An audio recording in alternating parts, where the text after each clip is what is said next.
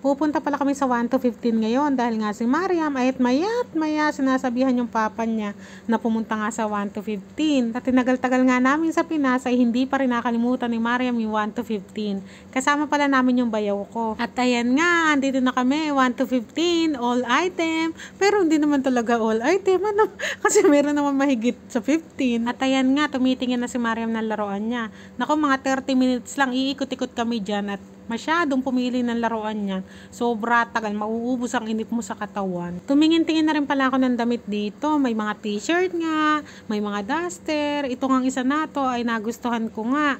Kasi nga malambot yung tela niya, parang masarap siya pambahay. Pero hindi ko naman siya nabili.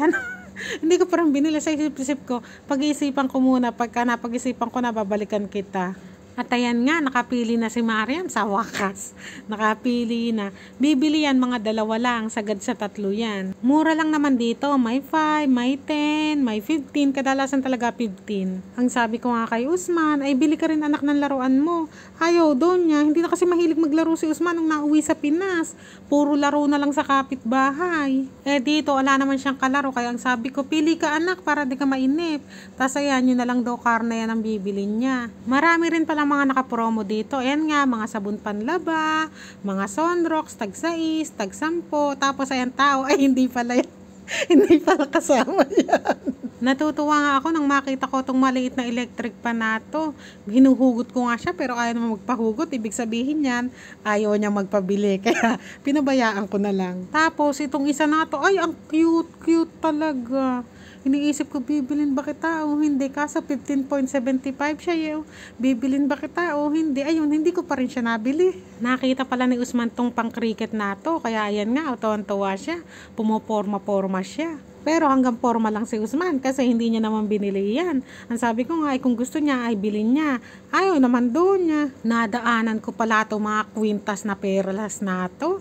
Tingnan mo naman, masyadong lalaking perlas nito. Pag suot mo ito sigurado baklilig mo dito.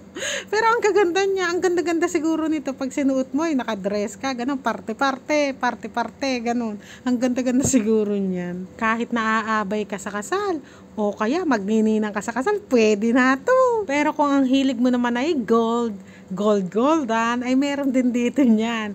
O ayan naman, o tingnan mo naman, dilaw na dilaw. Pag naman sinuot mo to, sigurado naman mapapagkamalang kang may heepa nito. Nagandahan nga ako dito sa mga terno-terno na to, yung may hikaw na, may kwintas, ganyan ang mga sinusuot sa kasalan. Talagang pak na paka pagka ganyan suot mo.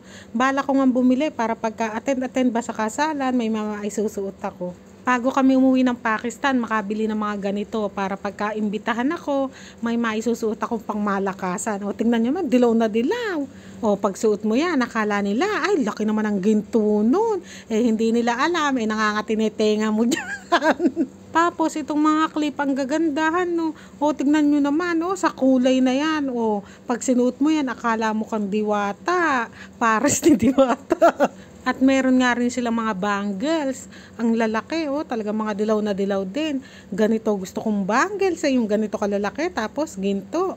Tapos 24 karat, ay nako, sarap. At syempre, hindi rin mawawala itong mga pangmalakasan nilang hikaw. O mga taga 4 lang, 7, 6, 8. O diba, bonggang-bongga. Pag suot mo naman yan, akala mo talaga naka-diamante ka at perlas dyan. Pambili na lang talaga kulang. Yan na lang talaga kulang mga kapanay.